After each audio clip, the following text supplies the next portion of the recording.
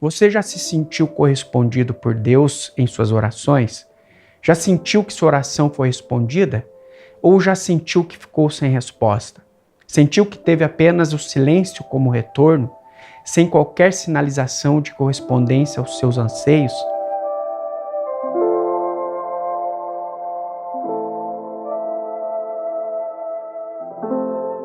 Olá, eu quero conversar contigo a respeito de um tema que nos toca sensivelmente, a oração. Sim, todos nós, muito provavelmente, em algum momento da vida, já fez uma oração, não é mesmo?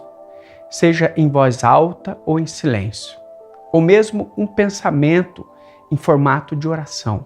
Naquele momento difícil, pelo qual passamos em vários momentos da vida, ou ainda quando somos pegos de surpresa por algo ruim e desconfortável e preocupante, por algo que nos faz ficar alertas.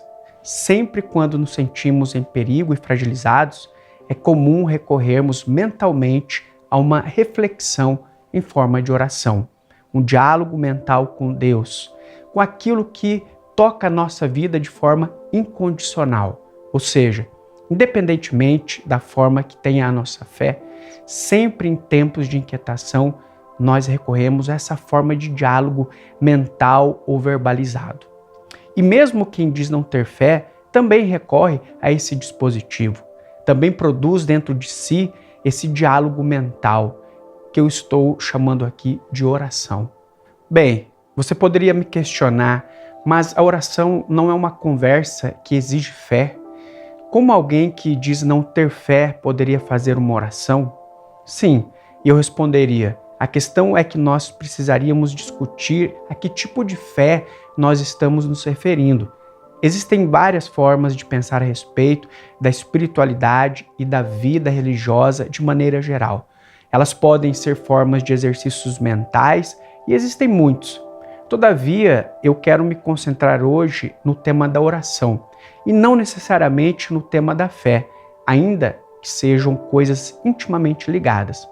A oração é um tema que interessa a um grande número de pessoas, eu tenho certeza, porque, como eu disse, tem a ver com uma coisa muito peculiar a nós seres humanos, que eu quero discorrer aqui. A oração é uma maneira pela qual nós, seres humanos, organizamos a nossa existência pela via da palavra falada a nós mesmos. Você já se sentiu correspondido por Deus em suas orações? Já sentiu que sua oração foi respondida? Ou já sentiu que ficou sem resposta? Sentiu que teve apenas o silêncio como retorno, sem qualquer sinalização de correspondência aos seus anseios? Eu acredito que em algum momento todos nós sentimos aquele silêncio que faz gelar a nossa alma quando o que esperamos não acontece. Porque a gente sempre tem expectativas. Da mesma forma, a gente fica explodindo de alegria quando nossas expectativas são alcançadas, quando nossas orações são respondidas. É bem verdade que nem sempre as orações são tão verdadeiras assim. Muitas pessoas se perdem no mecanismo automático estabelecido sem vigor e sem disposição, sendo as orações uma repetição sem sentido de palavreados ou mentalizações cansativas. Porém, a oração adequada precisa ser realizada com sinceridade. Sem o encontro da pessoa consigo mesma, a oração se tornará um jogo fútil de máscaras diante de Deus. Como disse um conhecido escritor, o objetivo da oração não é mudar a vontade de Deus, mas fazer com que a nossa vontade encontre sua melhor percepção das coisas. É conceder a nós mesmos a capacidade de aceitar as coisas que não podem ser mudadas e sermos capazes de mudar aquelas que estão ao nosso alcance. Mas o que faz da oração algo tão especial? Como eu disse, é sua força organizadora. A palavra oração vem de uma ideia antiga de que o som que sai pela boca é parte do Espírito que habita em nós. E compreendê-lo é perceber que na totalidade da existência do ser humano existe uma razão, existe uma ideia, uma lógica que nos permite entender que há coisas que nos pertencem e há coisas que não nos pertencem. Sobre o que não está ao nosso alcance, nos rendemos em respeito e resignação. Sobre o que nos cabe, esforçamo-nos para interagir da melhor forma possível e fazer por nós mesmos aquilo que nos é próprio. O espírito, que é som, que é brisa, que é um vento tempestuoso, que é o que ele quiser, presente em nossos pulmões, em nossas entranhas, em nosso coração, concede-nos a capacidade de organizar e dar sentido àquilo que nos aflige, que nos envolve em angústia e faz com que nos encontremos conosco. Por isso, o Espírito é chamado também de Logos, segundo a tradição grega presente na formulação teológica dos Evangelhos. Especialmente no Evangelho de João, ao nos dizer, no princípio era o Logos, era o Verbo, era a palavra, era a conversa, era o diálogo, era o sentido. Por meio da palavra, o mundo veio a existir. E pela palavra, você e eu, nós viemos a existir. Isso não significa uma fórmula mágica segundo a qual o dizer positivo muda situações. Não. Não podemos mudar aquilo que está fora de nossa alçada, mas podemos mudar a forma como entendemos as coisas. Por isso, a razão da oração ser a forma como organizamos nossos sentidos e entendimentos sobre os fatos e as coisas. A ideia de que o ser humano é capaz de dizer palavras foi compreendido pelos antigos como uma coisa mágica, como uma arma, como uma defesa, pois a palavra mobiliza sentidos. Isso pode parecer algo comum hoje em dia, algo que não chama a atenção de ninguém, mas é preciso enfatizar que o ser humano levou muito tempo para organizar a linguagem e seu funcionamento como ferramenta de socialização e de negociação. Tem uma frase atribuída a Freud que diz assim: o primeiro humano que insultou o seu inimigo, em vez de atirar-lhe uma pedra, inaugurou a civilização. Isso significa que, em vez de haver a violência, houve o diálogo. E essa é uma tendência que continua na história humana. Sempre em situações de tensão, a palavra dita em tom de pacificação encontra melhores condições do que os atos de agressão, na maioria das vezes. Na Bíblia, encontramos vários exemplos de atitudes de pacificação, como no livro de Provérbios, capítulo 10, o versículo 12, que nos diz: o ódio excita contendas, mas o amor cobre todas as transgressões. No Salmo 32, os versículos 1 e 2 nos diz: bem-aventurado aquele cuja iniquidade é perdoada, cujo pecado é coberto. Bem-aventurada a pessoa a quem o Senhor não atribui iniquidade e em cujo espírito não há má intenção. Justamente a tendência aos julgamentos dos outros leva às contendas, que é a excitação dos ódios mútuos. Aquele que sabe receber o perdão, sabe perdoar. Como diz o texto da primeira epístola de Pedro, capítulo 4, versículo 8, porquanto o amor cobre uma multidão de pecados. Ou seja, quem ama supera dificuldades. Veja como é profundo o texto de Provérbios, capítulo 17, versículo 9. Aquele que perdoa uma ofensa cobre a transgressão e demonstra amor, mas aquele que a joga na cara separa os melhores amigos. A ideia de que a palavra suscita o ódio ou a civilização, no dizer de Freud, pode ser verificada por nós em nosso cotidiano. Quantas vezes não somos desafiados a colocar à prova nossas capacidades enquanto pessoas civilizadas?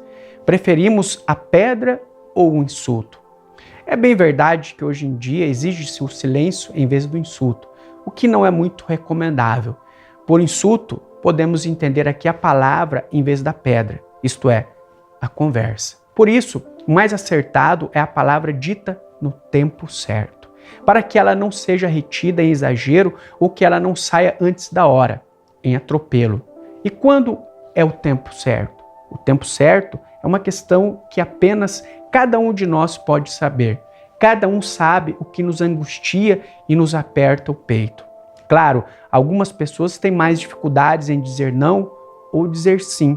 Como vimos, a ideia de oração relacionada com a capacidade da boca fazer pedidos com o fato de a voz realizar a reza, de a boca fazer as súplicas para as divindades e, por consequência, indicar a capacidade de os seres humanos serem capazes de fazer petições uns aos outros, indica a capacidade que o ser humano tem de se organizar.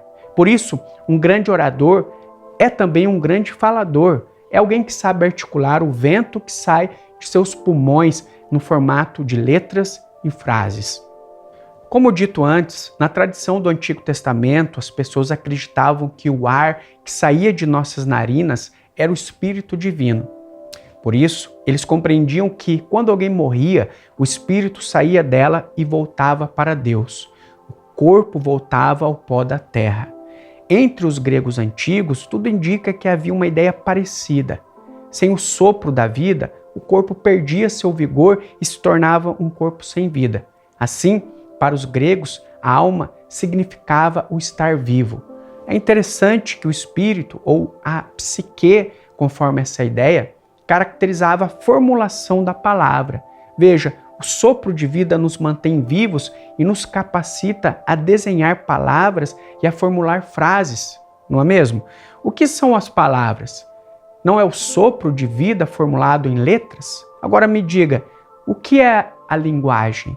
A linguagem é algo complexo e muito dinâmico, mas é também a respiração organizada socialmente e expressa por cada pessoa de forma plástica, ou seja, desenhada por suas cordas vocais conforme o ânimo de cada um e conforme as condições subjetivas de cada pessoa.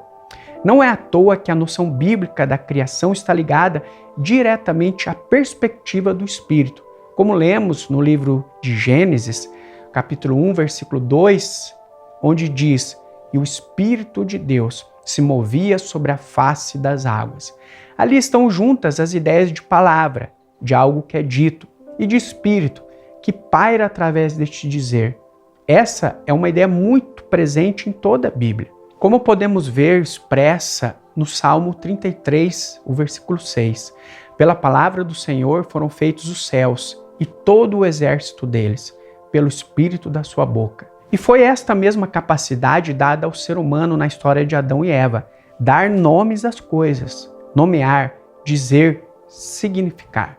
Desta forma, se você acredita no sopro divino que há em você, então a palavra é também algo que faz parte da sua constituição enquanto ser humano. E a palavra é a formulação da vida que há em você. Por isso, é importante cuidar das palavras que são geradas dentro de você, que é a própria vida. No momento que você entender que é por meio de suas palavras que a sua existência começa a ser organizada, você perceberá o valor de conversar com você mesmo. Por isso, nós podemos dizer que a conversa com a gente mesmo é a antessala de uma verdadeira oração, pois sem olhar para o seu próprio interior de um modo absolutamente sincero, você continuará exigindo coisas sem sentido. É ali que damos os primeiros passos na nossa auto-organização, porque organizar a vida e planejar o primeiro dia do resto de nossas vidas é a ordem do dia. Veja, o que eu compartilhei até aqui com você é apenas um recorte de tudo que pode ser dito sobre oração. E é uma interpretação das coisas a partir do meu ponto de vista, que é sempre a vista de um ponto. Sobre as coisas da vida, bem, eu não digo que você não mereça, mas eu digo que amar é gratuito. Seja grato. Me diga aqui nos comentários qual é a vista do seu ponto. Se inscreva no nosso canal, deixe o seu like e a gente se vê no próximo episódio.